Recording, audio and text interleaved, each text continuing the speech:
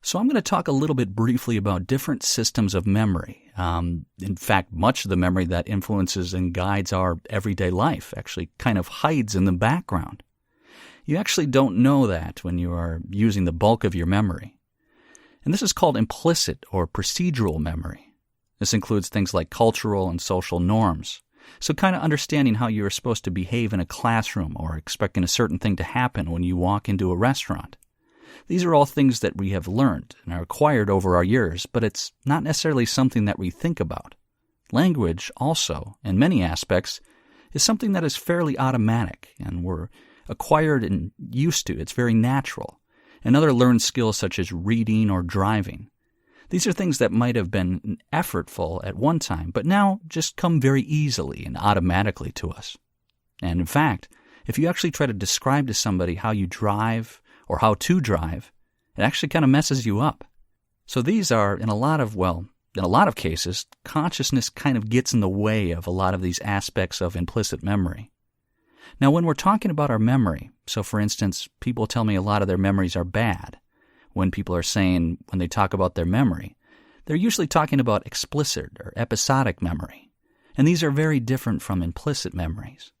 These are memories that have a very specific tag or space and time. These are highly personal memories, usually.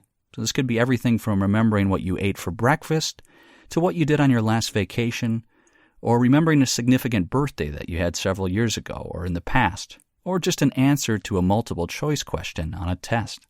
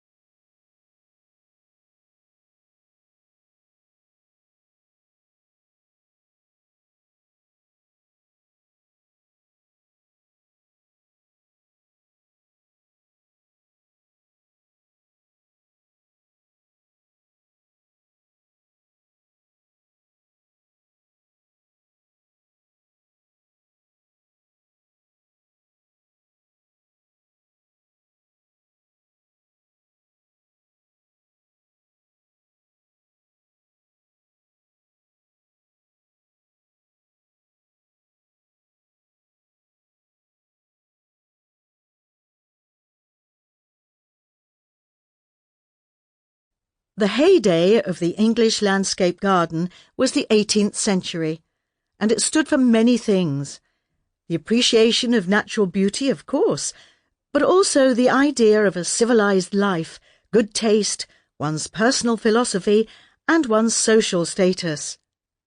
Gardens also, though it is hard for us to credit, became expressions of their owners' political affiliations.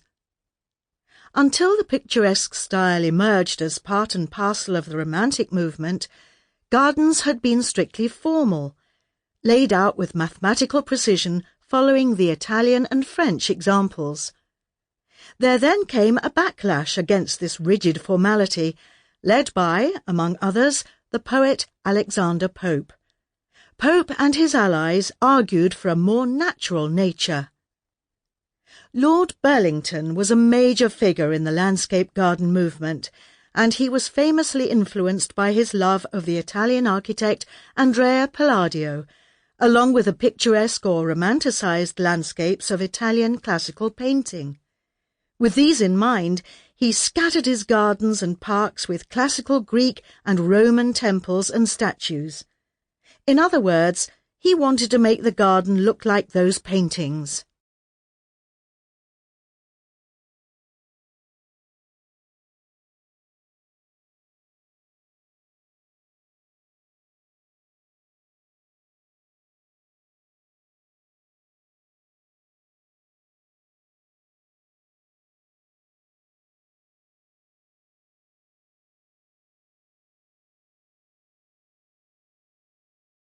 Barred owls can be found in dense forests right across North America. They feed on small mammals, fish, birds, and small reptiles, pretty much anything that comes their way. The barred owl grows up to half a meter tall and has emerged as a very adaptable nocturnal predator. Whereas they've been long thought to live in old-growth forests, they're now building up quite an urban population. In Charlotte, North Carolina, barred owls tend to nest in the cavities of the numerous willow oak trees that line the city streets. Far from being endangered, the owls have expanded their range, and now, in some places, conservationists are worried about the effects they might have on other native species.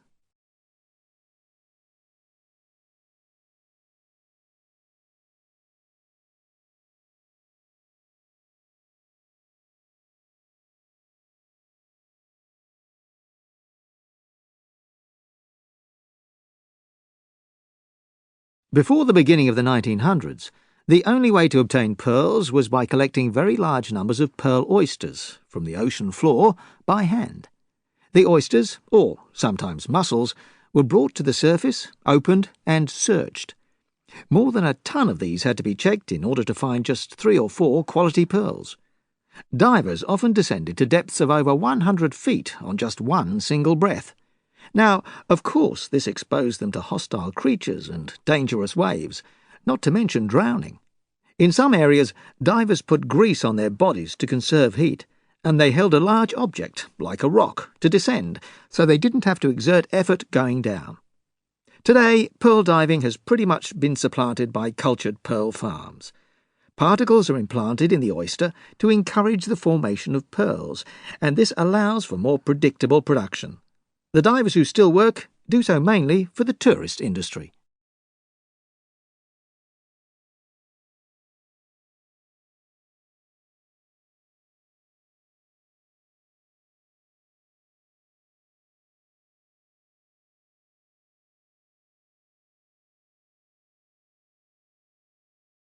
Almost everyone has heard of the London Stock Exchange, but relatively few know anything about the London Metal and Commodity Exchanges. Yet these markets have a greater influence on world economies because they set global prices for some of the essential raw materials for industry and food manufacture. The LME provides 3 basic services to the world's non-ferrous metal trade. First, it is a market where large or small quantities of metal of a guaranteed minimum standard can be bought and sold on specific trading days. Second, it acts as a barometer of world metal prices. And third, it is a hedging medium. That is, it can help traders get some protection from price fluctuations that occur for economic, political, or financial reasons.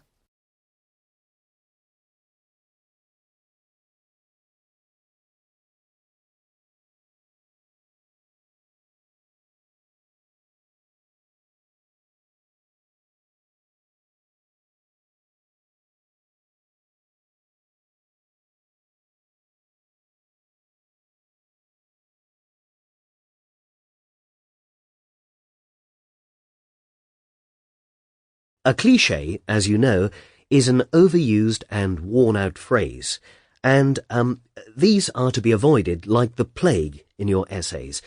Indeed, someone once said, I quote, "There is no greater danger to either education or thinking than the popular phrase." Let me digress a little further. Originally, a cliché was a printer's term, back in the days when letters were set one by one, for a ready-made block of type of frequently used phrases, usually in the newspaper business. So, there you are. Clichés were also known as stereotypes. Now, if you think of graphic design as a language, with its own vocabulary, grammar, and so on, it too must have its clichés. Obvious examples would be the twin Greek masks of comedy and tragedy that symbolize the theatre, and, more popularly known, the heart as a symbol of love, especially on Valentine cards and so on. Far from being a terrible fault, as it would be in literature, the visual cliché is essential in the world of graphic communication. This is certainly true when it comes to advertising and propaganda. The visual cliché can give immediate life to an idea and a clear meaning to what could be a mere abstraction.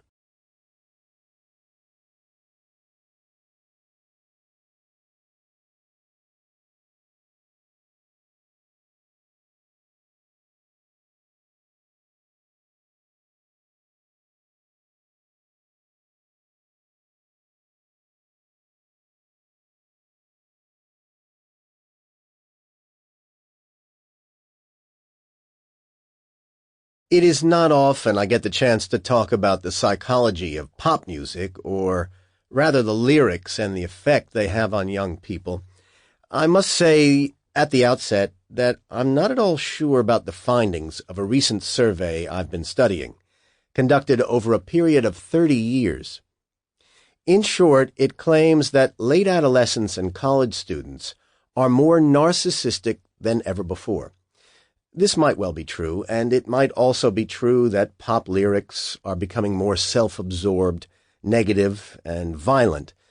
But this might reflect the psychology of the writers and performers more than their listeners.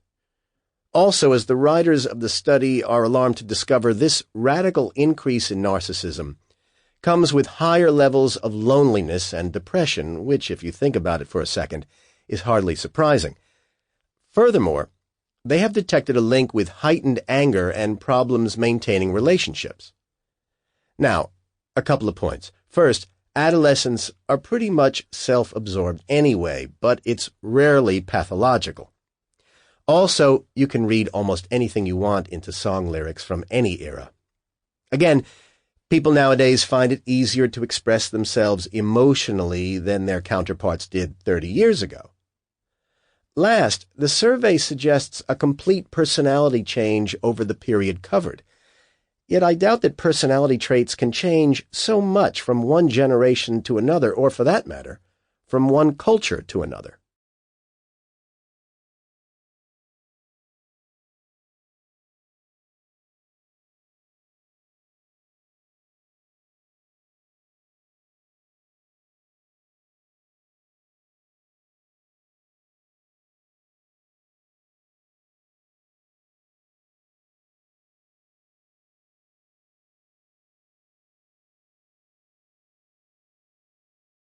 The Chinese were, as far as we know, the inventors of paper money, and, because it was so easy to move around compared with coins, it was named flying money.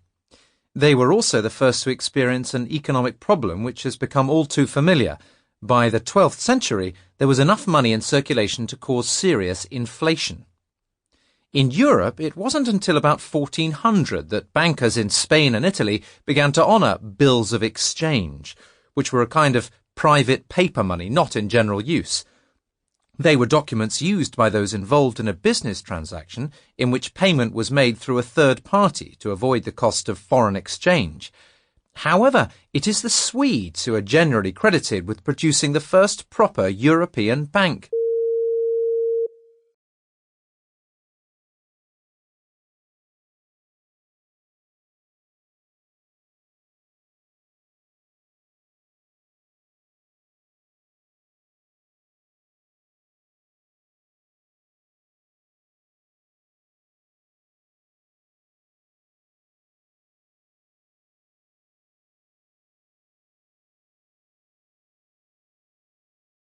Happy New Year! And if you've been away from work for a few days, you deserve some time off. After all, you've traveled far, even if you just stayed at home. According to NASA, just by being on the planet Earth in the last year, you zipped about 584 million miles around the sun at an average speed of about 67,000 miles per hour. Hey, I wasn't speeding in my inertial reference frame. Of course, the trip was not a perfect circle. As Kepler showed, the Earth's orbit is an ellipse, with the Sun at one of the two focal points. He also figured out the planet goes faster when it's at perihelion, nearer the Sun, than when it's at aphelion, its furthest distance, which would explain why summer seems to zip by, except that the seasons are a function of the tilt of the Earth's axis, not its different distances from the Sun. And the Earth rotated 365.25 times during its sweep around the Sun. The trip took 8,766 hours, or 525,960 minutes, or 31,557,600 seconds.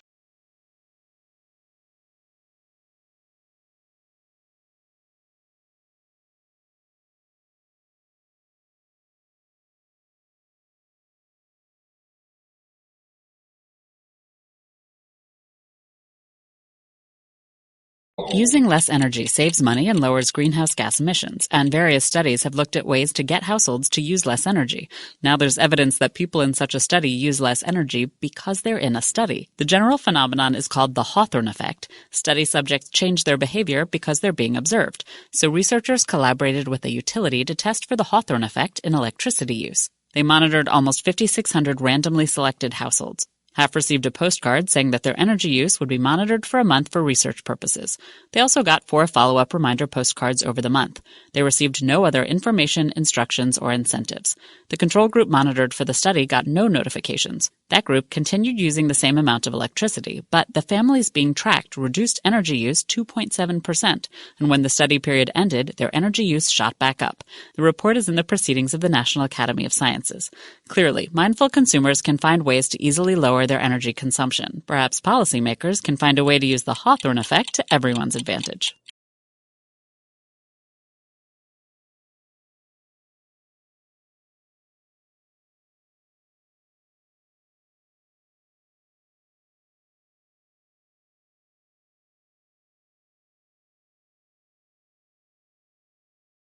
It followed from the special theory of relativity that mass and energy are different manifestations of the same thing. Now researchers have stopped light cold and then brought it back to life, or light, in an entirely different place. The Harvard researchers sent a light pulse into a sodium cloud cooled to about 460 degrees below zero. That's the theoretical point, where matter stops all movement. The light pulse was compressed by a factor of about 50 million at the extreme temperature, and it actually changed state, sort of like frozen water. But it also split into 2 forms of matter. One stayed frozen in the sodium, while the other crawled along at just 200 meters per hour. That second form, called a matter wave, contains the exact information of the original light wave. And when researchers sent it into a second sodium cloud a fraction of a millimeter away, the wave was converted back into light. And since fiber optic communications use light, that means that someday we may be able to stop them, store them, and turn them back on, just like a light switch.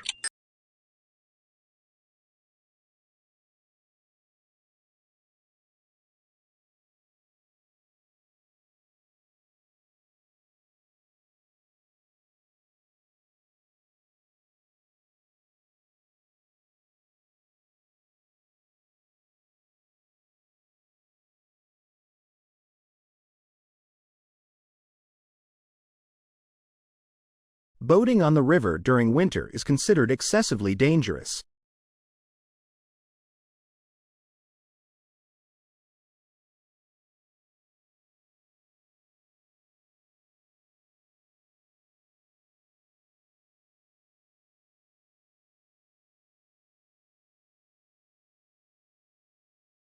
Undergrads need specific sources to properly analyze their programs.